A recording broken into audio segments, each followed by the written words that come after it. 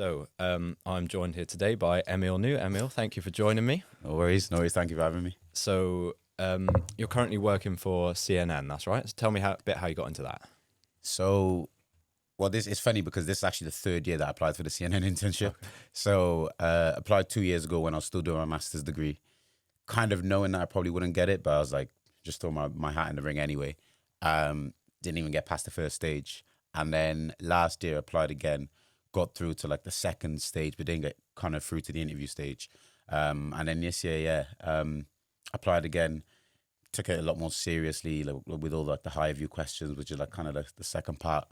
And got to interview, was very nervous for the interview, but just prepared well, to be honest. And it's weird because when I left the interview, like a lot of people always say this, and it's a cliche, but it's kind of true. Like sometimes you leave an interview, you think you've done really well, and you don't get it. Yeah. And when I left this interview, I was like, I don't know how I done there. I feel like I could have said more. But when I left, I was on Old Street and I sat on a chair just having like a pastry, and a bird did a bird did my shoulder. So I was like, okay, yeah, maybe that is good luck, and I got it. So yeah, I thanked that bird.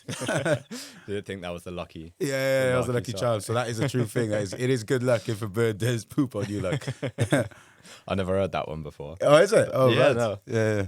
But then in terms of before that, so you were saying your master's degree. Just tell us a bit. Like, we just spoke about it before. But in terms of your university journey, and then how you ended up at CNN, you know, what sort of things you had before that. Yeah, so before that, well, like I'll go from, so like I said, initially I done a law degree. So I went to Bristol U, done a law degree. But the thing is, when I done a law degree, I never done a law degree because I was like, I want to be a solicitor. It was just kind of, I was born and raised in Cardiff in Wales, but like my family's originally from Cameroon, and like, in the African community, it's kind of like, law, engineering, medicine, pick your poison. You got to do like a really big academic degree. Yeah. So I done law, and then basically COVID hit in my second year of uni, so around that March time, second year, so kind of dead in the middle of my undergrad. And like I always say, COVID's the best thing that happened to me because it made me have time to sit and reflect and think, what do I actually want to do? And I knew it wasn't law, but then I had 1 year left. I just had to finish it. And then when I finished, I just had to do what you have to do and get a job. But even from that moment, I knew I didn't want to do law, and I wanted to do journalism, and specifically sports journalism. So then, applied to do the Masters at St. Mary's University in Twickenham. But basically, it's funny, I just said I applied 3 times for CNN. I actually had to apply twice for St. Mary's because the first year I applied, which would have been the 22-23 academic year, I didn't have any samples of journalism, hadn't done anything, hadn't written anything. So I was like, okay, I went away, started a blog on Instagram with my mate, where we just used to react to sports news, multi-sport. It was called After Extra Time. And it was like kind of like a digital sports diary. We got a lot into it. Used to like, put little dates on the posts and kind of like do like kind of funny captions. Sometimes we covered serious topics, but just kind of lighthearted.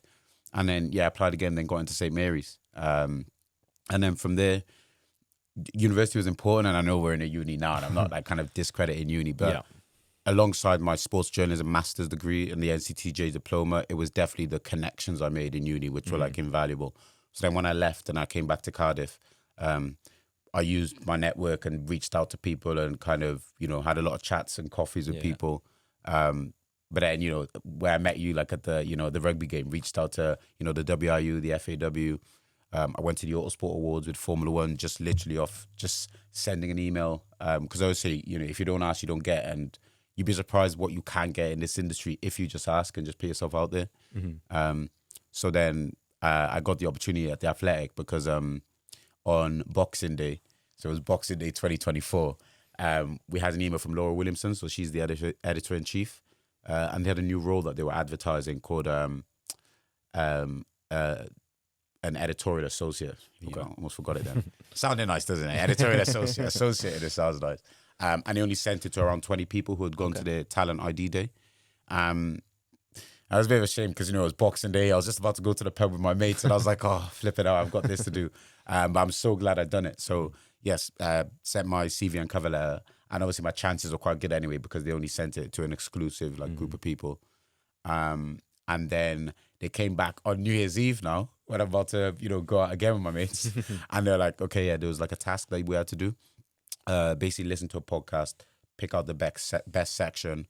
NFL actually, it was about Brian DeBull when he was the New York Giants coach, and they basically put out a statement saying we're retaining head coach Brian DeBull, and obviously he ended up leaving the next season after, as we know. But yeah, it was around that. They were like, pick out the best section and then write a little piece, and they liked it. And then I found out like the week after I got it. So that was, and then I was there till July 25. So just under a year ago. So that was like kind of the precursor to me being a CNN. And then you were saying about when you were writing at The Athletic. So when you were doing that, from kind of research I've done, it was more of like you were taking, like you said with the interview, like podcast things and kind of turning them into short articles. Is that similar to what you're doing now at CNN, or is it more like features writing now? Yeah, but that's what I really do love about what I'm doing at CNN now, because it's features heavy. It's like it's to me what like is journalism. Yeah. Like and what I like about it as well is that, like, I bring a story to them, and they've started. I think they liked my stories, received well internally, thankfully, and now they've been coming to me with some stories. So like, but it's very featurey. I'm assigned a story. I go out, look for the interviewees, reach out to people, speak to people. On the way here now, there's a Congolese journalist, so I just sent him some questions. He's going to send me some answers. I'm going to the Sideman charity game in Wembley next weekend, and I'm doing a. This is an early access thing over here because but yeah, doing a story on that. So I'm going to speak to hopefully some of the Sidemen and do a story around how influencers taking over sport, because with the boxing, Jake Paul fighting Joshua, they're everywhere now, aren't they? So, but what I like about it is that it's because with CNN, because it's predominantly a news company. For sports stories, the bar is quite high in the sense that like they like the featurey stuff. Yeah. So they like, I'm a Chelsea fan. Chelsea are playing Man City this weekend, but CNN would never do a story where it's like reacted to Chelsea Man City. They're like all the kind of big hard hitting stories. So maybe say it was to do with they ran a story of Italy not getting to the World Cup first time in 3 years when the Iran US stuff happened now. A story on whether Iran are going to participate in the World Cup. Could they boycott?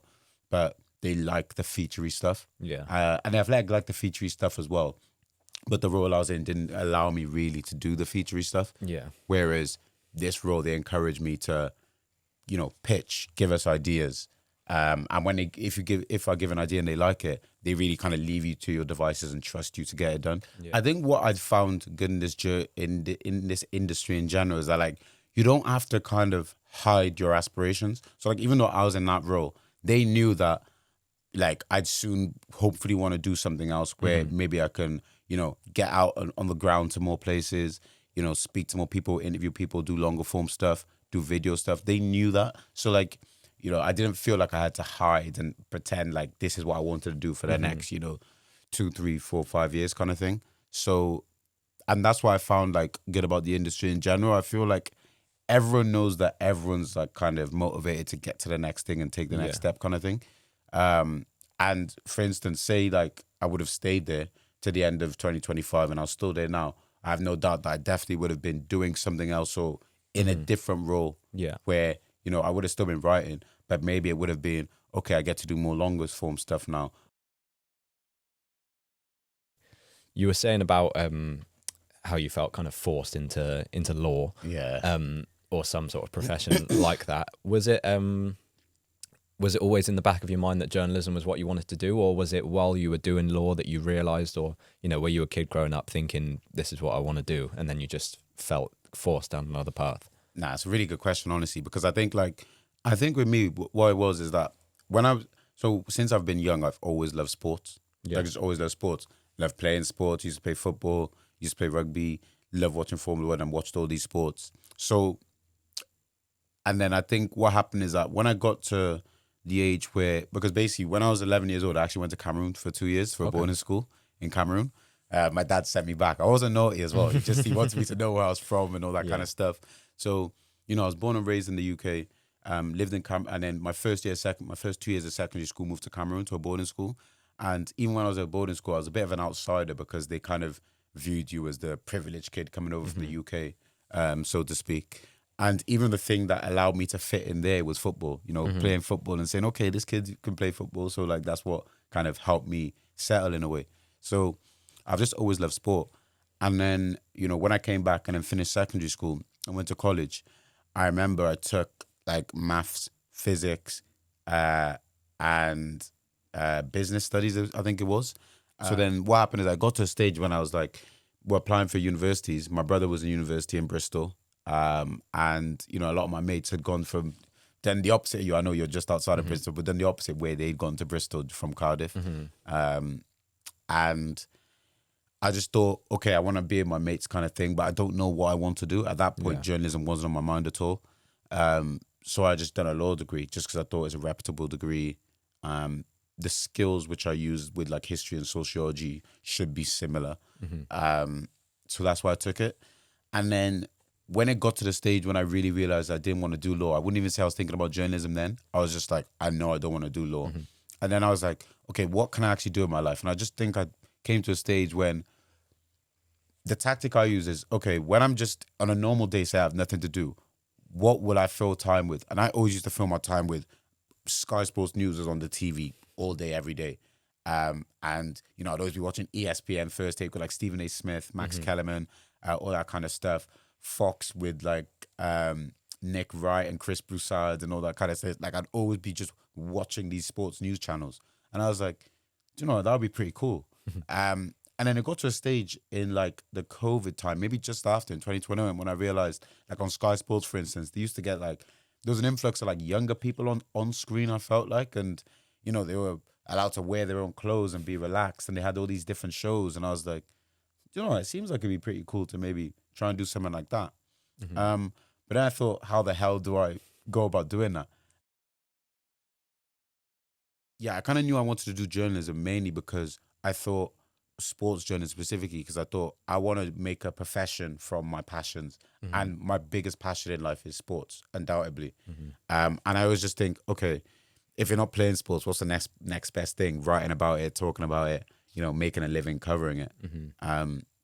So that's why, because I thought to myself, like a lot of my mates, a few of them do accounting, some of them work in sales, and I've had all these like little kind of let me not call them odd jobs, but I've had a little job in a summer where I've done like a sales gig, and I've done all these kind of things, and I'm the type of person where I'm a bit hard headed and stubborn with certain things that I care about, and like with my career, I just thought there's so many people out there doing such cool jobs and like living their dreams. Like, why can't I be one of them? Like, do you get what I mean? Why can't I be someone that, has this life where I'm just basically doing a job, but at the same time, I'm not doing a job where I'm like counting down the days to my retirement day when I can, like, collect my pension and go right into the sunset. I'm actually doing something that energizes me and that I love. And when I get to retirement age, I'm like, nah, I want to keep doing this thing. Like, do you get what I mean? So, and it was always sports for me. Sports was always my biggest passion. So that's why I was like, okay, if you're not gonna be on the field, I quickly started to learn that there's a whole big industry,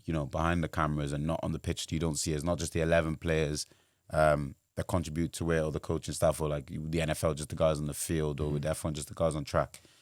Like the media is very valuable because, like, at the end of the day, sports need the media as well because they need the coverage. They need the TV deals. Otherwise, people just won't know about it. So even though sometimes like they can snuff reporters and things like that, they do need the visibility in a sense. As someone who's done a lot of writing yourself, how would you, it feels like a part of the industry that's being lost a little bit in terms of, video and social media and online stuff. How do you think, like, what's the best way now to kind of break into that in terms of like, it is fading a little bit, I guess. Yeah. What advice would you give to get into the writing side of things? I mean, it's so funny you say that because, like, I mean, before I came into the industry, I was like, nah, I want to be a broadcaster. I just want to be on TV and all that. The most satisfaction I get is from writing, even just the process. And like you said, definitely, I think, people aren't, because we're in the digital age, it's not like kind of maybe 20, I mean, I was about to say 30 years ago, but just 20 years ago when the internet wasn't as big and you had to get your news from whether people still buying newspapers and still, reading a lot more and rather than just scrolling on videos. But I mean, for instance, I remember I went into the Sun's head offices in London Bridge, and the deputy sports editor, he was saying to me, he was like, don't get me wrong, it's dying down, and like it's not maybe as popular just because there's more options with the digital video stuff now. But he said, he said people are still, we still sell hundreds of thousands of newspapers. We're doing better than people would think, kind of thing. And like people still do respect, right? Like there's still a massive respect for it. I think it's still the most respected thing. I remember one of the first things they said to me, "Can you write?" Like when I was in CNN, like in my interview, they're like, "Can you write?" And it's funny because some people would think it's like a silly question. I was like, what do you mean? Can I write? Of course I can write. But some people think they can't. You can't. Like, just like the basics I learned at the Athletic. Okay, first 3 paths. Make sure you can kind of summarize the story there because that's the where you really need to hook them. What's the first sentence? Like, what's the are you covering? Yeah, if it's a kind of more of a newsy sports piece. If you covered all like the who, what, why, where, like just the basics. Like these are like still principles and things that are still like valued, still respected, still needed and wanted as well. Awesome. Well, thank you very much for your time, Emile. I think that'll be everything for today. Thank you for watching and goodbye.